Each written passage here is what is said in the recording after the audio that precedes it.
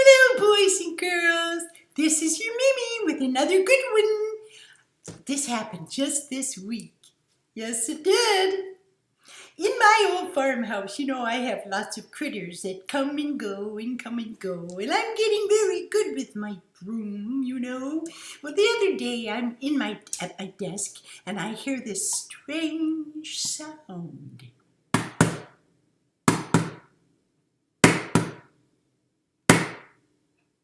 I went, oh no, it's another mouse, a big one. It sounded like a big one. Well, my friend Flo's visiting here from Brooklyn, and she got right up on the chair, and she's held her skirt up, and she goes, oh my goodness.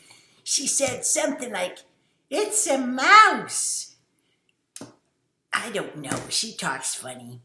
Anyway, she finally got down. I said, don't worry about it, Flo. I'll call my son. He will fix it. So he said, come over soon, and he did. And he came and he looked out the window, and he looked around the furniture, and he looked this way and that way, and he even went down into the basement and looked. He saw nothing. Nothing. I'm beginning to think he's gonna think I've lost my marbles or something. I said, really, I heard it. I did, and it was big like this. Well, I don't hear anything, Mom, and I don't see anything.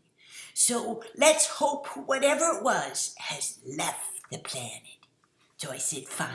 Well, Flo finally got down from her chair, and that night at bedtime, I came in to do a little more work at my desk. And all of a sudden, I heard the same thing.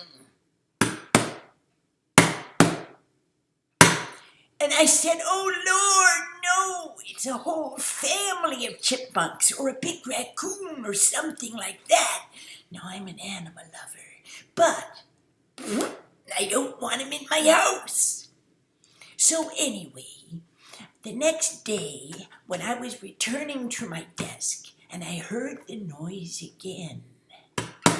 And this time, something caught my eye, and I looked under the table, and I have a chair at that table that wiggles. It's uneven, and there on the cushion was my great, big, chunky Scarlet the cat, my rescue cat. And there she was, sitting on the seat. And every time she would wiggle to get more comfortable, the chair would go. Well, I started to laugh, boys and girls. I felt a little funny, badly, that I'd bothered my son again. But at least I knew that it was an answer to prayer.